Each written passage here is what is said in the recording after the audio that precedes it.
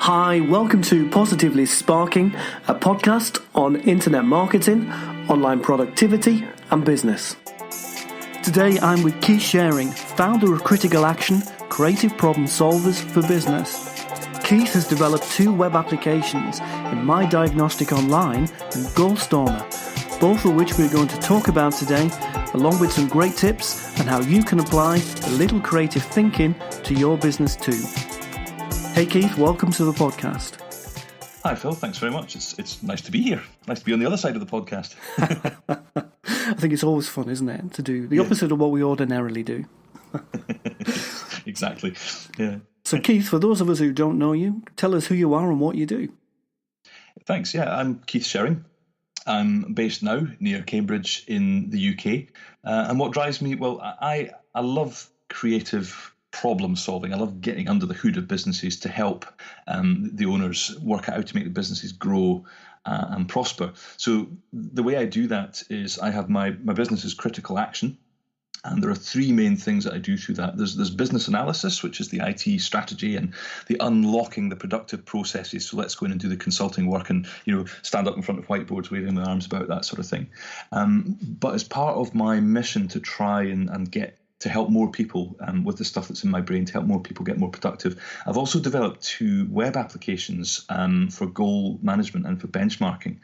So the common factor across all 3 of these, I suppose, is around streamlining, systemization and automation so that people can talk to people and do their jobs. So that's really what drives me. Very good. So that's a unique mix of things, I would say there, Keith. So you've got on one side Critical Action, which is working with companies and helping them grow through solving their problems, and then applications which do specific things.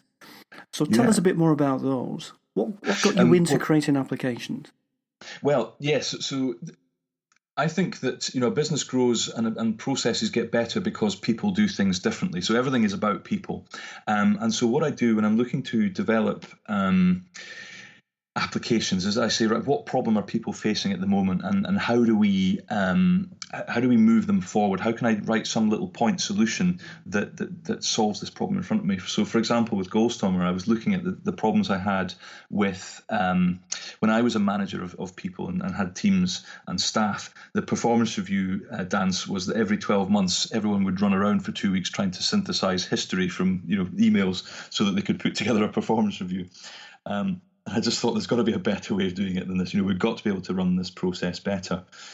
And so that's how Gulfstormer came about as an application, because I thought, how can I turn that set of manual stuff that happens around people trying to remember, forgetting, and then finding out too late, and then having to try and backtrack and do everything, how can I turn that into a system that runs its own cadence, its own rhythm, and helps us in the background? And then the second stimulus for the application, so that the benchmarking and qualification one actually came from Gulfstormer, because I realized I'd built a bigger application than I'd intended to. And so to sell it, I would need to spend a lot of time in front of potential buyers.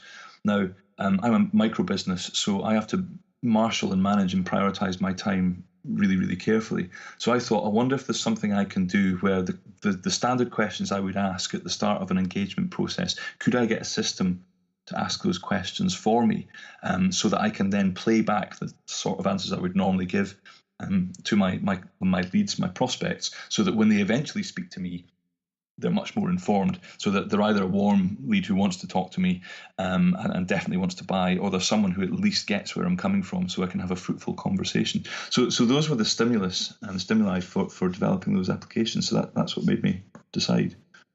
That's a fascinating thing there, Keith. So from creating your original application in Gulfstormer and encountering all the time-intensive work it was going to take to take that through the market, you developed My Diagnostic.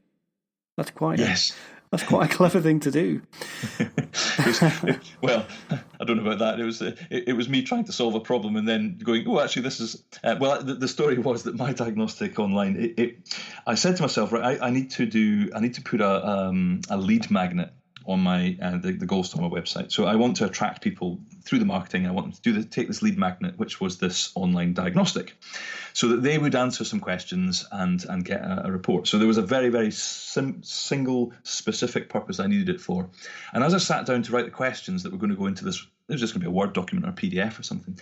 I realised that I wasn't getting the questions right first time. I was going to have to iterate around this a few times.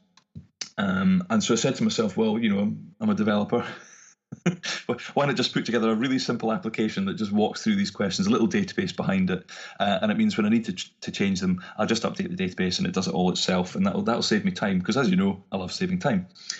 And as I was developing that, I mean, I probably did it over the course of just a week. I just put some evenings aside one week and hacked it all together. I got an email came through from a friend of mine that I hadn't heard from a little while, and she said, you know everything that's happening on the internet. I don't suppose you know of an application that will help me do a benchmarking diagnostic for my HR company. I thought, that's a bit freaky, really.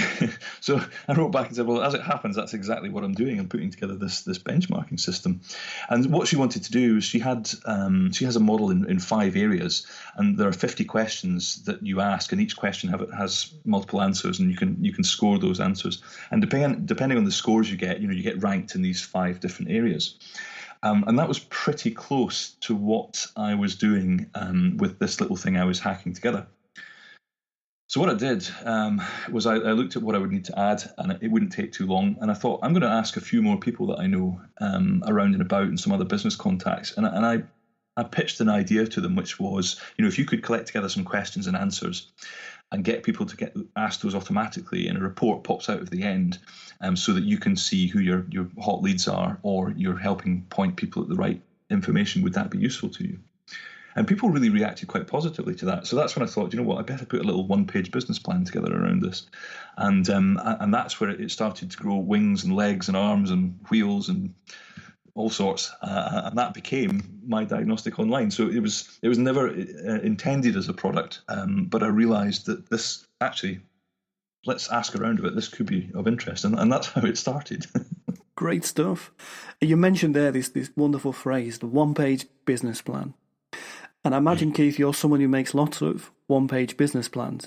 You're someone who seems to fix problems quickly, to want to respond to things that are happening right now. And in many ways, it's a great gift of the current world, isn't it? In 2017, we can make something in a week, as you did. Yeah. Absolutely, and this idea of testing and building fast and failing fast and changing and adapting is almost expected now.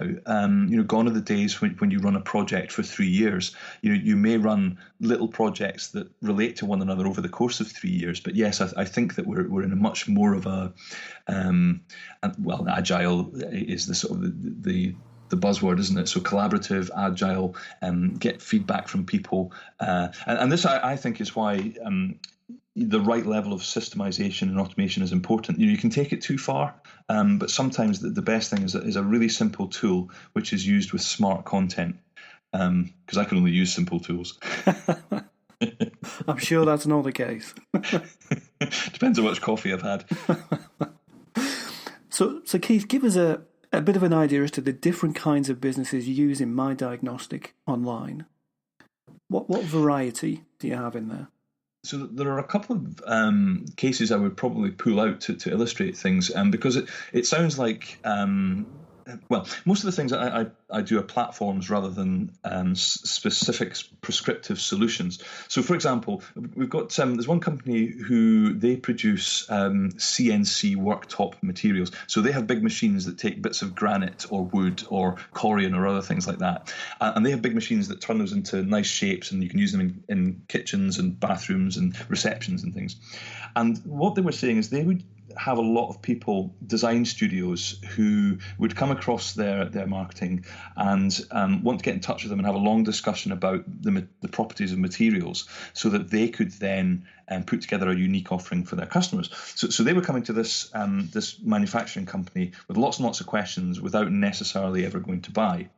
And so the Superior Surfaces, who are the company who do these worktops, they said, well, what we'd love to do is just get the normal questions that we spend 10 minutes, 20 minutes answering down the phone, pop them in a diagnostic, and then If people answer questions in a way that suggests they want granite, we'll give them this information. If they answer the same questions in a way that suggests they want timber, we'll give them this information. And if they answer the questions in a way that suggests corian is important to them, then we'll give them another set of information. And inside those 3 different bits of information, we can provide links to different videos and specification sheets and things, so that just with only half a dozen or so questions and a few seconds of the prospect's time, they're now getting a sort of pre-prepared guide through the product set that we've got. So they're using My Diagnostic Online as a product guidance thing. But you could also use it for the qualification. So we've got someone who's looking at using it who sells fireplaces and stoves. And so they need to do a site survey. So there's some basic information that if they know the answer to those basic questions, they know they can either help or they can't, because there's certain things that they can't do. So they're using the diagnostic tool to qualify people in or out. And that's a way that they can, without having to take up any time, they can narrow down their pipeline, their funnel, into only the people who could conceivably buy from them. So it means that their salespeople are getting a bit more efficient. And I've also talked through already Kelly's HR company. So that's actually quite an interesting one, because that sounds like it's just benchmarking and saying this is how you score in these 5 different areas. But if you think about how businesses like ours could use that, we can sit down with a prospect or a potential client or someone who's using our service, and we can say, we're at the start of this 6-month process. Why don't you answer my 20 questions? And then in a few seconds, we'll have a report that benchmarks where you are right now in the 3 areas that I work in, that I help you with. So you can then have a discussion with people about how they score, whether they're low, medium, high in these areas. And as time goes on, every month of those 6 months, you could redo the survey, the report. So you can start to see the changes, so you can see where people are improving. And then at the end of that 6-month plan and project that you're working on them, with them on, you can take the same survey again, and you can show the start benchmark and the end benchmark. And hopefully what will have happened, of course, is that your intervention, your guidance and advice will have helped them score much higher in the areas that they were weak, and improve them in their strength areas. So it becomes then an evidence thing. So you help identify opportunities at the start, and then it's a tracking tool, and then it's evidence at the end of the value that you've added. So there are all sorts of things like that that you can use it for. Great examples, Keith. I can already, just listening to you there, I can think of many uses for people I know that might benefit from My Diagnostic Online, and even myself. I can see how that would be a great resource for interviewing people automatically before we talk to them about digital marketing. So all great things. And actually, interviewing, it could be not just your clients or prospects, but it could be prospective staff as well. So things like culture fit, onboarding questionnaires, deciding what software or IT they need when they join a larger business, all things like that, yeah. Fantastic stuff. So given that My Diagnostic Online was an idea that came out of Gulfstormer, which one is now your main focus? Yeah. Well, you like asking easy questions, don't you? Do you know,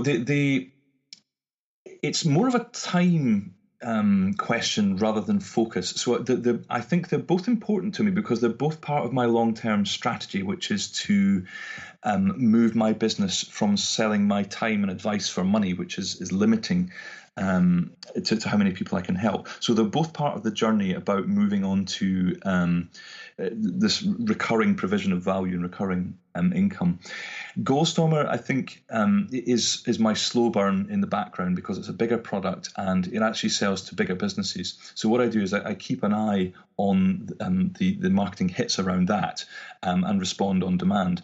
But the more regular cadence, the more regular rhythm is around My Diagnostic Online now. So that is the new product. And so that is something which I think is it's a smaller product. It's an easier pitch to understand, and I think can probably help more people more quickly. It's also, of course, the new and shiny thing. So that naturally gives it. There's always one of those, isn't there? Do any businesses use both? Because My Diagnostic Online is new, no, not really. But there would be cases where people could, because they're solving two different problems. I mean, they are complementary.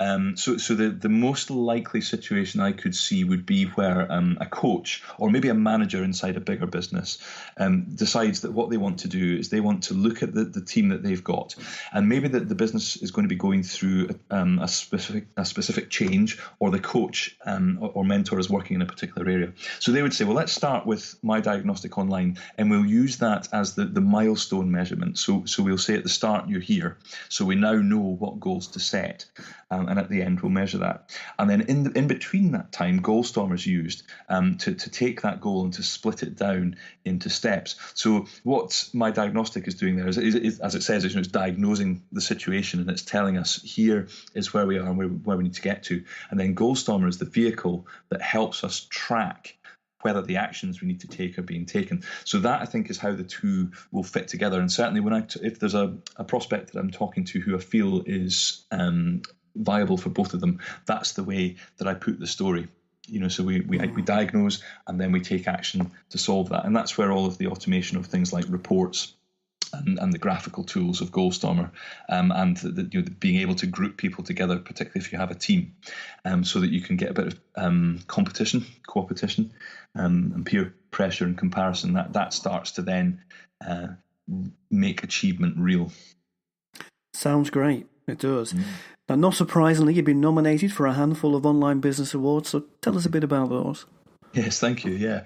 I think the first few awards that I've had have been were for my charity work, and those are, I'm still very proud of those, but they weren't conscious decisions.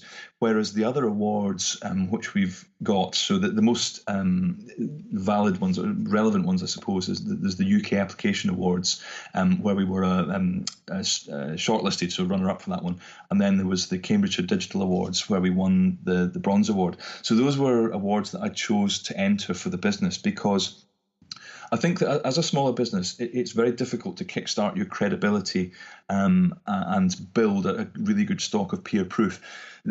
Peer proof takes time to build. You need your reference stories. You need people talking about you on social media and the marketing around that. But awards, because someone is judging you and applying some criteria and comparing you to others, I think they're one of the ways that you can kickstart your credibility and proof. So this is why we chose to go with those two particular awards. And the UK App Awards in particular, that was up against the big boys. That's your regional councils, Land Rover, I think Virgin might have been in there as well within the awards. So big awards. And the application forms that you need to fill out, I think, are a really good way of crystallizing your thinking about what it is your products and projects do. Because I don't know if you're anything like me, we're always working at 100 miles an hour to either grow our businesses or help deliver what it is we do to other businesses. And so having the time to sit down and really think about the purpose of what we do and put it down in short and clear ways, we often don't take the time to do that. And so when you're having to do that for a purpose, when you're having to tell your best story, as it were, to win an award, it was incredibly valuable time to just think, do you know what?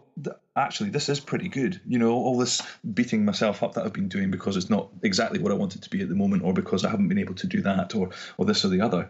Of course, you never put that sort of thing in an award. So you concentrate on your positives, and of course, you come out of that buzzing, absolutely Sure. buzzing. So it was a great motivator for me as well, when my head had been down in the code and in the development for so long. So it's a funny one that the award for me did much more than just have a badge to put on the website, sort of thing. It sounds like it helped you focus in on the meaning of what you were creating, which is separate to the potential profit. Or, we're not only in business to make money, we're also in business it's got to be about purpose. Yeah, absolutely. And that's what I do think that comes out of awards, because that's what an award focuses on. Yeah, absolutely. I mean, I think that part of why we did well against other bigger competitors was that the products that I produce, that if you want, they're not for me, they're not for internal benefit. I mean, obviously, they are commercial. They are things which are designed to grow my business. But if you think about what, say, Gulfstormer does, I will succeed when Gulfstormer helps other people succeed in their businesses. And with My Diagnostic Online, if that helps people sell more by being more efficient, or uncover more opportunities, or provide more evidence of the value that they create, so they get more repeat work, my success will come from the success of other businesses. So I've always tried to make my software be enabling platforms, that they're levers that other people can use to make their businesses better. And it's my philosophy as well. I love going into a business. I can't stop myself, even if I'm just going in to visit and talk about something else. If I see something that I think could be improved, I'll say, oh, do you know what? If you were to do this, wouldn't that get better? I just love things getting better and seeing pain disappear. Which I think in turn reflects that you love what you do. That really comes over. So that's a great quality. Why else would we do what we do, isn't it? And when you create a goal in Gulfstormer, the first question it asks you is, why do you care? And it is literally, why do you care about this? Because if you don't care about something, you'll never do it. When everyone starts with energy, we start goals with energy, we start businesses with energy, we start projects with energy, and then real life intervenes, and then the difficult stuff comes along within the project or within the product, and we're tested. And so when you are tested in Gulfstormer, it plays back, this is why you care. Every time you look at your goal, that's the thing that comes back at you. It's your answer to why you care is what's played back. And so that I think is how that all fits together in Gulfstormer. With My Diagnostic Online, you are creating a diagnostic for a purpose. In fact, I not long ago I added a little assistant thing to My Diagnostic Online. So it opens up at the side of the screen, and what it does is it says, who do you want to talk to? Who's your audience here, and what are you trying to do to them? So you might say, well, it's I'm talking to people who are maybe just about to buy my product, and I want to guide them through its features. And by answering those questions about the purpose, it then walks you through typing in the questions and the answers that you need, and the scorecards is the language that it uses, which group the questions together so that you can create different content. So by starting with the purpose, why do you need this diagnostic? It makes that whole process easier, guides your thinking, and at the end it pops out a checklist that it emails to you to say, okay, I've set it up for you. Now you just need to fill in these sections with these words. Very interesting. I love that you're beginning with purpose and asking the why question, because as you said, you mentioned before about people who run their own business running at 100 miles an hour, and that's the first thing we lose is, why am I doing this? Why am I running so fast and killing myself? It's so good to be reminded of that. It needs to come regularly, I think, for every business.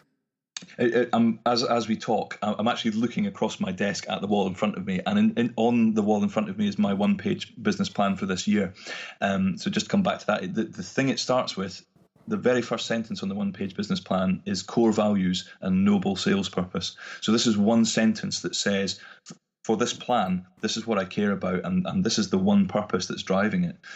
So whenever I use this with businesses as part of the consulting, that is literally the first sentence on the business plan. And the reason it's on one page is because I stick it on my wall in front of me. So when I sit down in the morning, the first thing I read before I even turn my computer on is the sales purpose, the noble sales purpose of this plan. So why does this exist? To help other people. I love that phrase, noble sales purpose.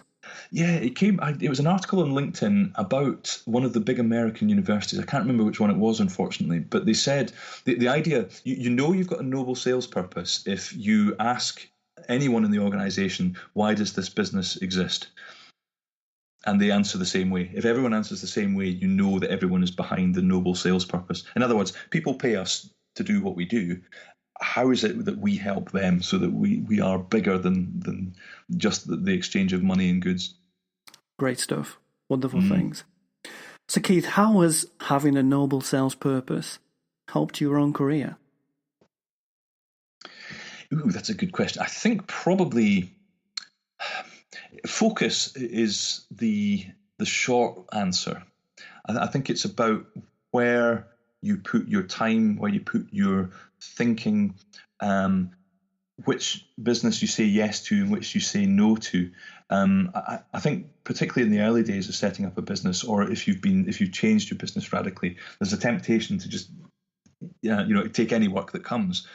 And to an extent, you have to do that, I think, to keep your business going in the early days, until you get enough traction through your marketing and so on. But if you know what your focus is, you can start to move away from needs must and make sure that you are creating the business that you want for yourself. So I've always tried to keep that focus, that purpose at the head. So if you look at the Critical Action website, it says collaborative creative improvements. That's me. That's my purpose, is to be creative about improving things. And so really, because I've been living that for so long, I tend to not even think about that as being my purpose. But that's it. It's about saying, right, how can I look at something and make it better by creating something that wasn't there before? And when I think about it, that's probably created all of the ideas, all of the new project opportunities. It's probably been the thing that's turned doubting prospects into likely clients and then into buyers. So I'd never really thought about it that way until you asked, actually. Good question. There we go.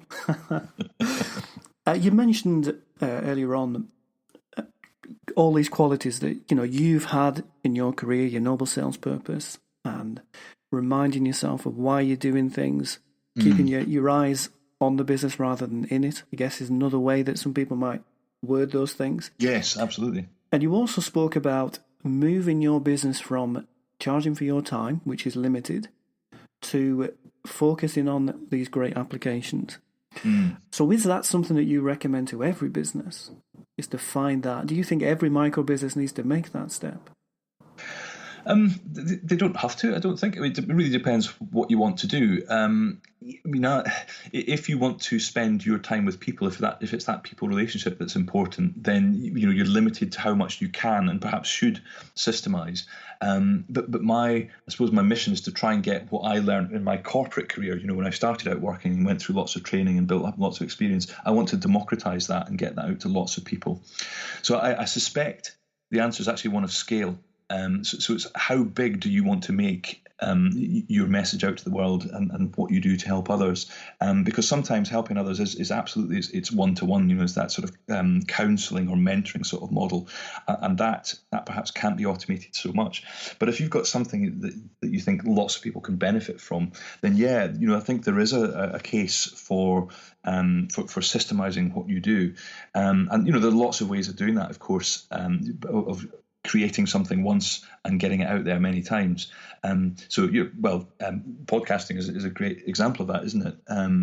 But there's also things like, membership sites, or my thought with Gulfstormer was if you as a coach or mentor have a step-by-step process that you take people through, then what I wanted to do was help people like that take their step-by-step process and turn that into a template goal so that can be used by other people over and over and over again.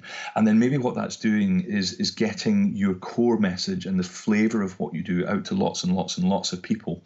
And then and they benefit from that by following your steps and challenging themselves and possibly even comparing themselves against others who are doing the same thing. And then there'll be a subset of those people who then want your one-to-one contact.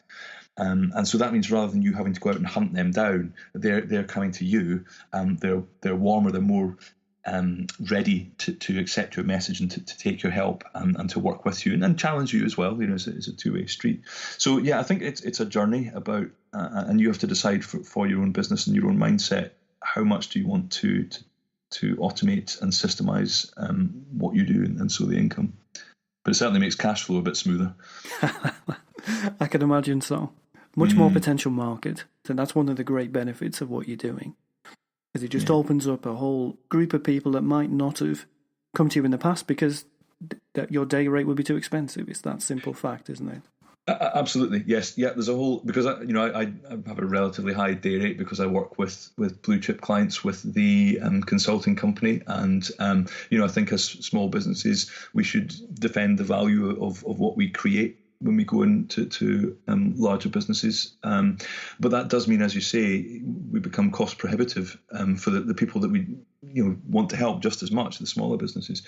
I've also thought of things like mastermind groups has been quite a good way to pull together multiple small businesses to benefit from that sort of one to a few contact rather than one to one.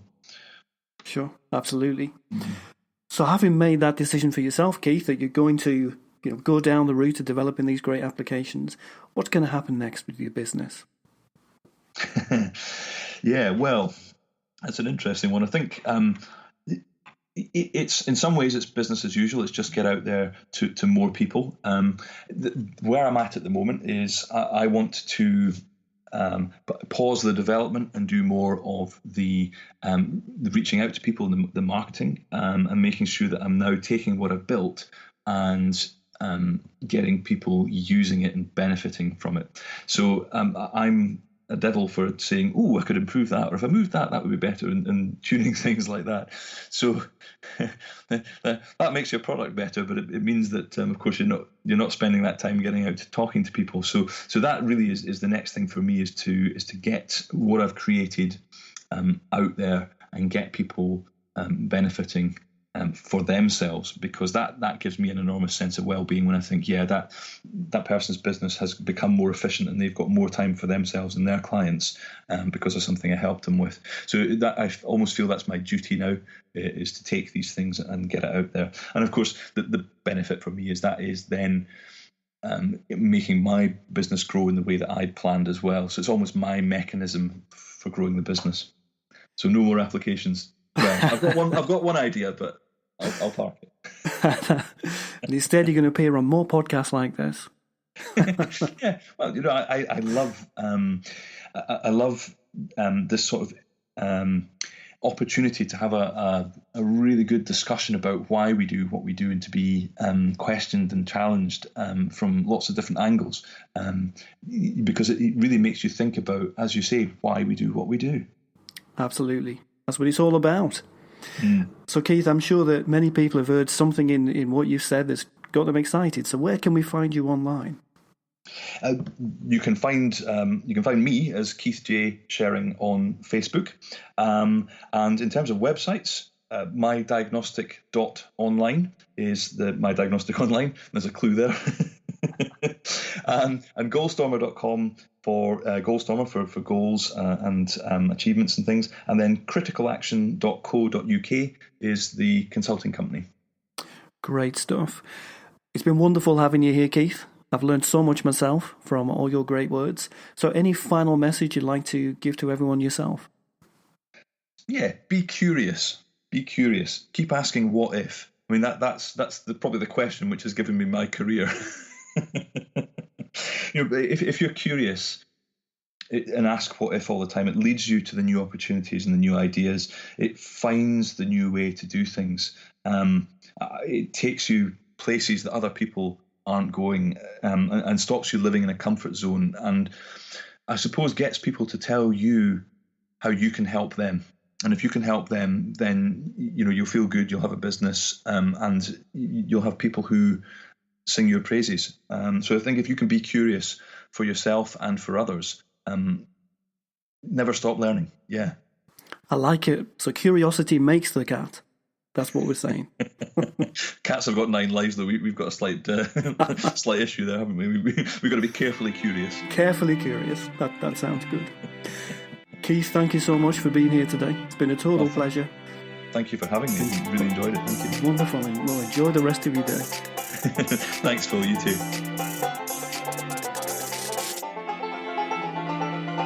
My name is Phil Byrne, and I'd like to thank you so much for listening today. I hope you got something really good to take away from this week's episode for you or your business. And you know what? I'd like to give you something more. In fact, I'd like to give you a whole free web marketing pack full of all my latest and best ideas on how you can take your business forward positively online. Download your pack at positivesparks.co.uk/pack. And most of all, guys, look forward to seeing you again next week.